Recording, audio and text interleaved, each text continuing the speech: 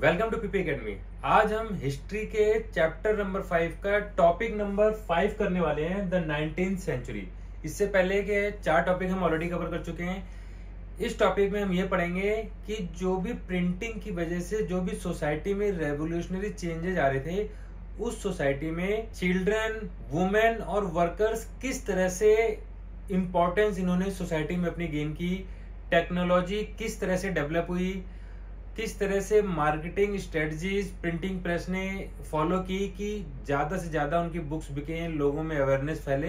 तो ये सब हम डिस्कस करने वाले हैं। तो चलिए शुरू करते हैं।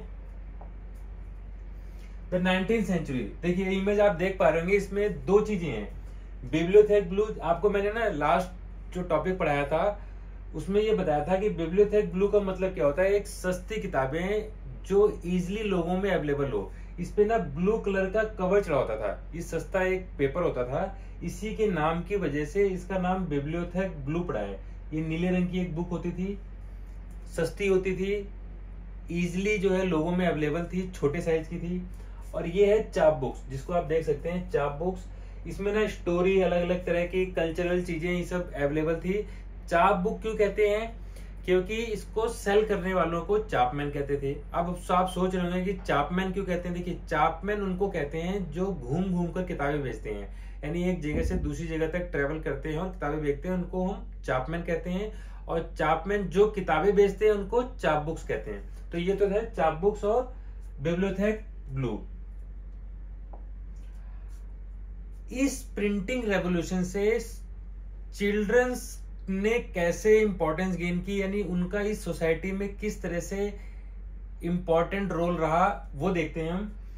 कंपलसरी प्राइमरी एजुकेशन, यानी कि प्राइमरी एजुकेशन को कंपलसरी करने से देखिए क्या हो गया, रीडिंग की एक नई हैबिट डेवलप हुई बच्चों के अंदर। लोग जो है प्रिंटिंग प्रेस में फेरी टेल्स, फॉक टेल्स। अब आप सोच रहे होंगे ना, ये दोनों नाम ना एक जैसे लगते हैं, फॉक टेल्स और फेरी टेल्स। देखिए फॉक टेल्स तो बेसिकली वो होता है जो कल्चरल चीजें हमने अपने दादा परदादाओं से सुनी है और ओरली एक जनरेशन से दूसरी जनरेशन को पास होती हैं। ये हमारे डेली लाइफ की चीजों से रिलेटेड होती हैं। कोई हैबिट है, कोई मोरल चीजें सिखानी होती हैं, तो वो फॉक टेल्स के थ्रू सिखाई जाती हैं। फेरी टेल्स में ना ज्यादातर फैंटेसी कैरेक्टर्स होते हैं, किसी चीज कैरेक्टर्स को बढ़ा चढ़ाकर दिखाया जाता है इसमें, तो ये होता है फेरी टेल्स। इस तरह की चीजें को प्रिंट करके बच्चों में अवेलेबल कराया गया। स्पेशल चिल्ड्रन प्रेसेस एमर्ज, यानी कि जो प्रिंटिंग प्रेस स्पेशली बच्चों के किताबें छापने के लिए, जैसा कि आपको बताया ना, फेरी टेल्स और फॉक टेल्स, इस तरह की चीजों को जो प्रिंट करते थे, स्पेशल प्रिंटिंग प्रेस बनाए गए। अगला हम देखते हैं कि वुमेन पे क्या इंपैक्ट पड़ा इसका। Women became both reader and writer, यानी कि वुमेन ने क्या किया, जब चीजें उनके डेली लाइफ से, उनके बिहेवियर से रिलेटेड, उनके खाना बनाने से रिलेटेड, उनके सोसाइटी में क्या रोल है, किस तरह से उनको चीजों को हैंडल करना चाहिए, पहले उन्होंने पढ़ा और फिर वो चीजों को ऑब्जर्व करके उन्होंने इन चीजों को लिखना भी शुरू किया। तो यानी वो रीडर भी बनी और रीडर के बाद वो राइटर भी बनी। पब्लिकेशन लाइक पेनी मैगजीन। देखिए पेनी मैगजीन्स का कहने का मतलब यह है कि पेनी यानी कि एक यूनिट है करेंसी की। जो चीजें 1 पेनी में अवेलेबल थी, ऐसी मैगजीन्स, उसको पेनी मैगजीन्स कहते थे, यानी बहुत ही सस्ती दामों पे अवेलेबल थी। Behaviour guide, household manual, यानी इस तरह की चीजें जब वो पेनी मैगजीन्स में इजिली अवेलेबल हुई तो उन्होंने वुमेन पे एक रेवोल्यूशनरी इंपैक्ट डाला। Prominent female authors such as Jane Austen, Bronte sisters, George Eliot, ये सोसाइटी में उभर कर आए, जिससे कि ना ये पता लगता है कि उनके अंदर सेल्फ अवेयरनेस,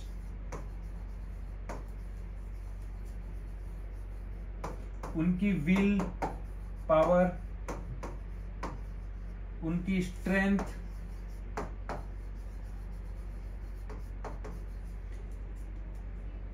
ये चीजें, ये क्वालिटीज इन राइटर्स के अंदर दिखी, जिससे कि ये सोसाइटी में इन्होंने अपना एक प्रोमिनेंट प्लेस ऑक्यूपाई किया।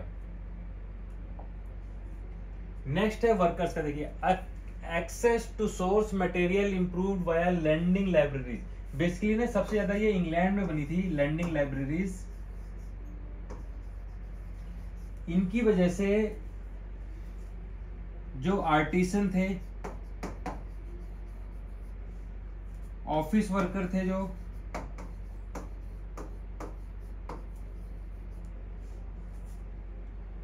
इन्होंने चीजों को पढ़ना शुरू किया जो कि इजीली अवेलेबल होने लगी कम रेट्स पर। Middle class worker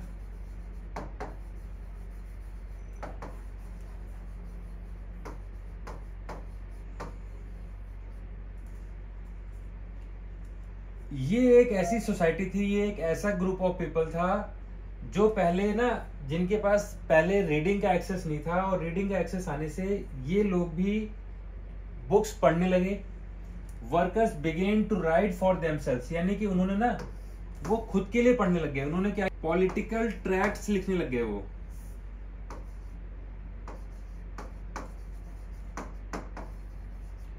political tracts का मतलब ये होता है कि कोई ऐसा छोटा आर्टिकल, शॉर्ट आर्टिकल, जिसमें ना अपोजिट ओपिनियन हो। ओपिनियन यानी कि जो सोसाइटी में एस्टेब्लिश्ड जो ओपिनियन चल रहा है उसके अगेंस्ट में या उसके नेगेटिव कोई चीज लिखी जाती है तो उसको ट्रैक्ट्स बोलते हैं। यानी तो उस टाइम की जो पॉलिटिकल विचारधारा थी उसके अगेंस्ट में लोगों ने लिखना चालू किया। राइट फॉर देमसेल्व्स, उन्होंने अपनी ऑटोबायोग्राफी लिखी।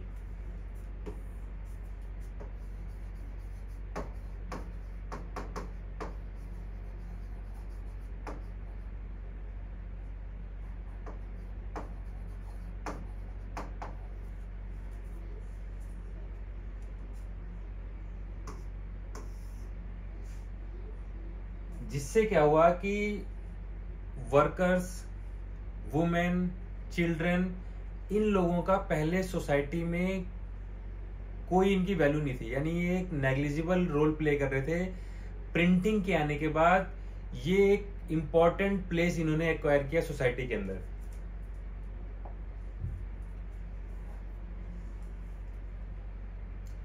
फर्दर इनोवेशन, यानी अब उसके बाद क्या क्या इनोवेशन हुए। देखिए 18th सेंचुरी तक अगर हम बात करें तो शुरू में अगर हम बात करें तो सबसे पहले प्रिंटिंग चाइना में इन्वेंट हुआ।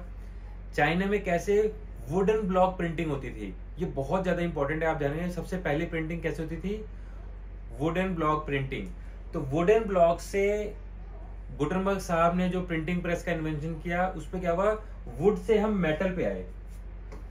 सबसे पहले हम क्या है, वुडन प्रिंटिंग होती थी, वुड से हम सबसे पहले किस पे आए, मेटल पे आए। यानी कि प्रिंटिंग प्रेस ने किस तरह से डेवलप किया है हम वो पढ़ने वाले हैं।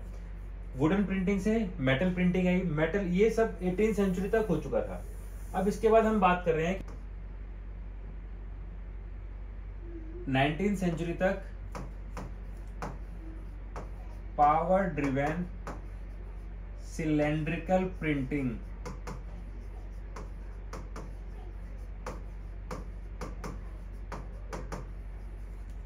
का डेवलपमेंट हो चुका था। इसका फायदा क्या है, देखिए इसका फायदा ये था, ये जो प्रिंटिंग इस मेथड के थ्रू थी, इससे ना 8000 पेजेस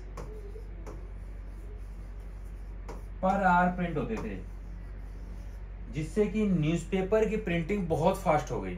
ये एक रेवोल्यूशनरी चेंज था। 8000 पेजेस पर आवर, ये किसकी वजह से पॉसिबल हुआ, ये मिड 19th सेंचुरी तक जो पावर ड्रिवन सिलेंड्रिकल प्रेस थे।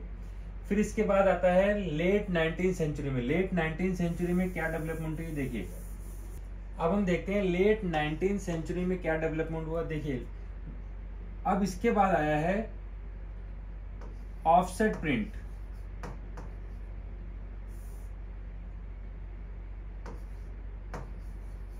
ऑफसेट प्रिंटर, इस प्रिंटर की क्या खास बात थी, ये ना मल्टी कलर, पहले ब्लैक एंड व्हाइट में प्रिंटिंग होती थी, ये मल्टी कलर प्रिंटिंग स्टार्ट हुई इससे।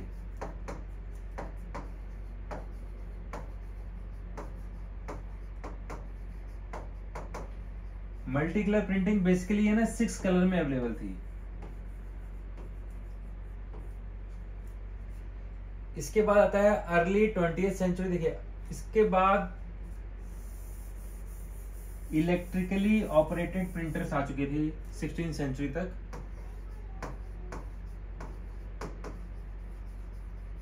इलेक्ट्रिकली ऑपरेटेड प्रिंटर्स, इससे क्या हुआ देखिए, जो प्लेट्स थी ना प्रिंटिंग की उसकी क्वालिटी इंप्रूव हो गई, जो कलर्स थे उनकी क्वालिटी बहुत इंप्रूव हो गई, ऑटोमेटिक जो पेपर लगाने वाला सिस्टम था वो ऑटोमेटेड हो गया, यानी चीजें और फास्ट हो गई, कॉस्ट उनकी कम हो गई, जिससे क्या हुआ प्रिंटिंग और अफोर्डेबल हो गई और एबंडेंट हो गई, मतलब इजिली अवेलेबल हो गई लोगों के पास। नेक्स्ट टॉपिक है हमारा पब्लिशिंग एंड मार्केटिंग स्ट्रेटजी। अब जब इतनी सारी पब्लिशिंग हो रही थी, प्रिंटिंग स्टार्ट हो गई थी, इतनी डेवलपमेंट हो गई, तो वो चीजें लोगों तक पहुंचना भी जरूरी था। तो क्या किया इन्होंने, सीरियलाइजेशन ऑफ नॉवेल्स। अभी हम आगे एक इमेज देखेंगे। सीरियलाइजेशन ऑफ नॉवेल्स का मतलब था कि पहले तो कुछ भी प्रिंटिंग कर दो, लेकिन जब बहुत ज्यादा प्रिंटिंग होने लग गई तो इन्होंने नंबरिंग शुरू कर दी। मान लीजिए कोई एक नॉवल हुई, उसको नंबर 1 दिया, नेक्स्ट को नंबर 2, नंबर 3, इस तरह से जो नंबरिंग हुई उसको कहते हैं serialisation of novels. In the 1920 England popular books were bundled in ceiling series. देखिए सीलिंग जो है एक करेंसी की यूनिट है और बुक्स जो है 1 सीलिंग की एक बुक होती थी, इसीलिए उन बुक्स को सीलिंग सीरीज कहते थे। इसकी इमेज देखिए आप, ये देखिए इस तरह की बुक्स होती थी और इसमें लिखा होता था नीचे 1 सीलिंग, यानी इनको सीलिंग सीरीज बोलते थे क्योंकि ये 1 सीलिंग में अवेलेबल थी। द डस्ट जैकेट और द बुक जैकेट। देखिए चीजों को ना गंदा होने से बचाने के लिए या उन्हें डेकोरेटिव लुक देने के लिए उनके ऊपर एक कवर यानी जैकेट टाइप का लगाते थे। डस्ट से बचाने के लिए जो जैकेट लगाते थे उसको हम डस्ट जैकेट कहते थे। तो बुक के ऊपर एक कवर लगाने के लिए, उसको एक अच्छा लुक देने के लिए उसको बुक जैकेट या डस्ट जैकेट कहते थे। Next great depression. देखिए जब ग्रेट डिप्रेशन आया तो उस टाइम पे, जब ग्रेट डिप्रेशन आया 1930 में, तो उस टाइम पे चीजें महंगी हो रही थी, लोगों के पास पैसे नहीं थे, तो प्रिंटिंग प्रेस ने अपनी सेल बढ़ाने के लिए चीप पेपर बैक एडिशन निकाला इन्होंने, यानी कुछ सस्ती क्वालिटी वाला पेपर यूज किया, चीप पेपर बैक एडिशन, जिससे क्या हुआ सेल काफी ज्यादा बढ़ गई थी। तो ये तो थी मार्केटिंग स्ट्रेटजी जो कि प्रिंटिंग प्रेस ने फॉलो की सेल्स बढ़ाने के लिए, प्रिंटिंग को आम लोगों तक ज्यादा से ज्यादा पहुंचाया जा सके। तो ये टॉपिक हमारा 5th खत्म होता है। यहाँ पर 6th टॉपिक नेक्स्ट क्लास में कवर करेंगे हम। Thanks for watching.